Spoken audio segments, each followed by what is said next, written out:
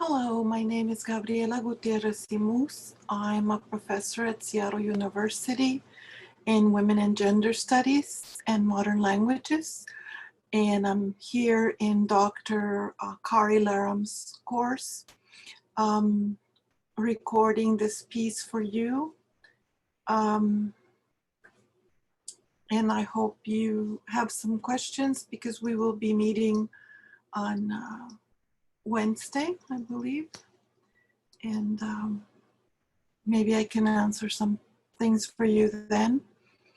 I hope you enjoy this piece. It was inspired after I watched the performance of Shakira and J-Lo and heard some extreme criticism of them, actually. So the name of the piece is Showcasing J-Lo's Aesthetic and Political Abilities, and it appeared on Latinx Talk, which is an online journal, on April 21st, 2020.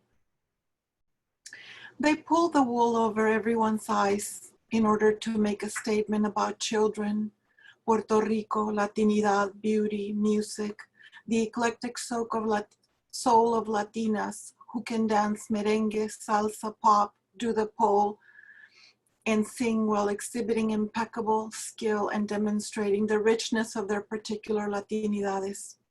They proudly presented their athleticism to the rest of the world, proving that women in their 40s and 50s are not at the end of their lives, but instead joyfully engaging and embracing not only a stadium or even a country, but an entire world in the beauty of communication in Spanish through music and dance. The working class vibe in J-Lo's presentation reached us from the beginning. I'm still Jenny from the block, and I have spent all of my life waiting for tonight. She featured Swing Latino, a rising Afro-Latinx dance troupe, which originated as a foundation for low-income youth in the city of Cali, Colombia, in the late 90s, opening a world of opportunity for these young people. The presentations were not only Latinx-centered, they were also queer. Many of the outfits for the male dancers were feminized. For example, the black shorts they wore looked like skirts. The singers asked the audience to interact and state their presence in both Spanish and English many times during the performance, including the question, ¿En dónde está mi gente?, which got the crowds roaring, screaming, and calls to let's get loud, and ain't nobody gotta tell you what you gotta do. Spanish is no longer marginal, but central. Shakira and J-Lo masterfully showed the richness of diversity and communicated with politicians and voters with very few words. This was not the first time that a stadium was used to establish a certain political statement. Colin Kaepernick and the Black Lives Matter movement already proved to the country that a political statement in a stadium is important for setting precedents nationally.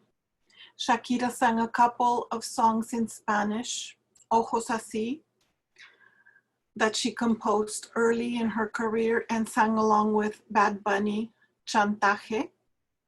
Blackmail is what that means, fully in Spanish. Prior to J-Lo's and Shakira's performance, only one other Spanish language song had been featured in the history of Super Bowl halftime shows, Oye, performed by Cuban-American Gloria Estefan in 1999. The song was not in Spanish, I must add, that's not in the article.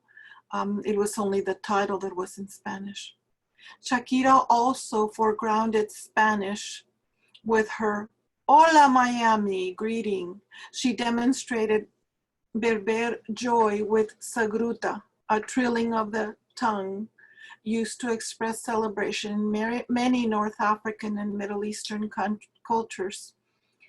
underlining that her family comes from Lebanon and showing us other ways of expressing delight. Before the show, J-Lo wrote on social media, "Let's show the world what two little Latin girls can do." They surely did, as in the weeks following the live Super Bowl performance. Theirs is the most watched halftime show on YouTube with over 137 million views. However, national outcry has proven yet again that racism is alive and well in the United States of America. Complaints against perceived public indecency have typically followed performances from women of color attempting to detract from their messages of women's empowerment and highlighting the continued public policing of women's bodies. Since the February 2nd broadcast, over 1,300 complaints were filed to the Federal Communications Commission, the FCC, because women's sexuality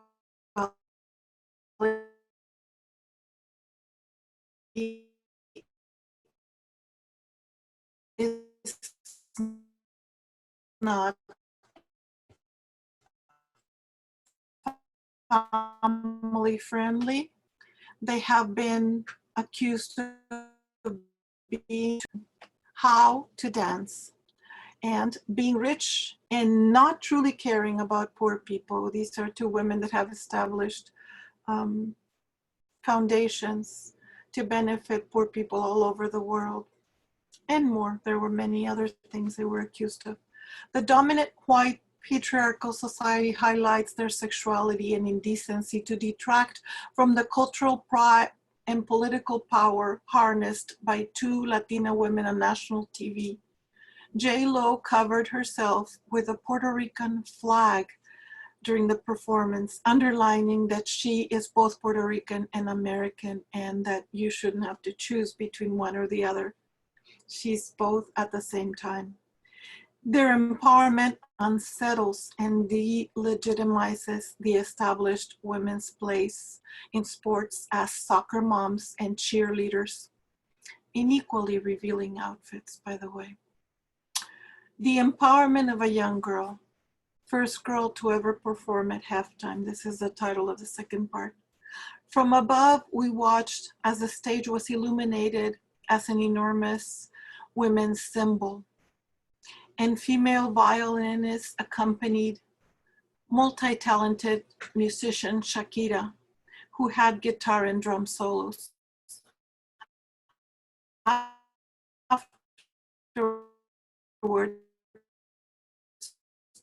J-Lo wrote on social media, "To know is how to use their voices and be proud of everything they are. We are proud to recognize that all of us together are what makes this beautiful country truly great." What a great message, no? It may have escaped some that this event was truly a protest on immigration and that the young girls were the metaphor for the children in cages at the US-Mexico border, awaiting to be rescued and returned to their families. But who got it? Right-wing Christians absurdly complain that their eternal souls have been damaged by this performance. This specific language appeared in an article in Raw Story about a Christian activist's legal proceedings. All this because a middle-aged J-Lo touches her crotch several times, as male performers frequently do, in control and empowerment in her sexuality and expertise as a performer. Her astounding athleticism as a female role model in her 50s is not highlighted by mainstream media. Neither is her ability to creatively showcase her political, physical, spiritual, and aesthetic potential. Empowering a nation, licking its intersectional wounds through a halftime Super Bowl show.